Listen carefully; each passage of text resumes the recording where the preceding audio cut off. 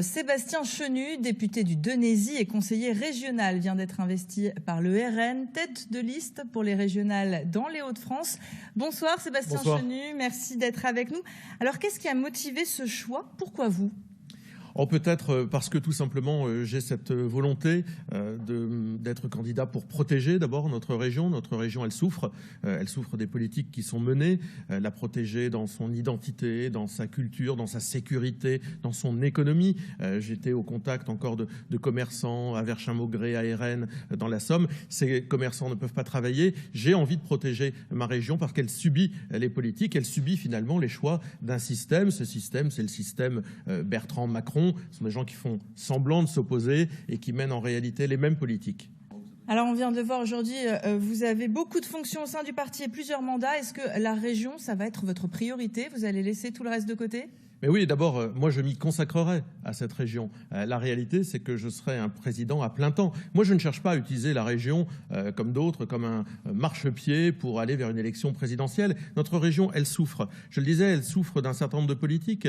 Quand Xavier Bertrand subventionne des entreprises qui délocalisent et qui suppriment des emplois, comme on l'a vu avec Bridgestone, eh bien c'est la région qui souffre. Quand il subventionne des radios communautaristes comme Radio Pastel à Roubaix, c'est la région qui souffre. Quand on flèche tous les financements vers Lille, c'est la région qui souffre. Le Cambrésis, par exemple, souffre de fermeture d'établissements publics postaux. Eh bien, notre région, elle est en souffrance. Moi, je m'y consacrerai à 100%. Je ne serai plus député, évidemment, si je suis président de région. Je rappelle qu'on ne peut pas déposer plus de questions que ça, puisqu'on n'a pas de groupe à l'Assemblée nationale. Je corrige. C'est donc de faire mieux que Marine Le Pen, en tout cas, 42,2% en 2015. Vous voulez faire mieux?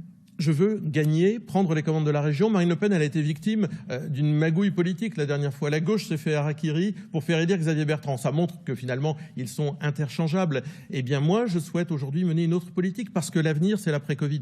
On va sortir un moment de cette pandémie. Il faudra une autre politique. Si c'est pour refaire les mêmes politiques, avec la même absence de résultats, alors, effectivement, ça ne plaira pas aux habitants, ça n'incarnera pas l'avenir. Moi, je vais faire une politique qui sera différente. Alors quand même, vous avez été battu au premier tour à Denain. Est-ce que c'est pas un handicap pour cette campagne régionale? Merci en tous les cas de vous intéresser à mon parcours. Je rappelle qu'avant d'être battu au municipal à Denain, j'ai d'abord été élu de cette circonscription en 2017 qui était dite imprenable puisqu'elle a toujours élu un député de gauche et que donc par conséquent j'ai l'habitude de ces combats difficiles. Alors je sais que le système préférait que Xavier Bertrand soit réélu parce que c'est le candidat du système, des ascenseurs éternels à renvoyer les uns vers les autres. Eh bien moi je vais faire mentir ce système. J'ai l'habitude des combats difficiles et surtout je ne vais pas me dérober et j'assumerai mes responsabilités de président de région. Alors on sait que les négociations à gauche justement sont en train de s'accélérer. Est-ce que finalement votre candidat désigné c'est Xavier Bertrand ou ce serait une gauche unie?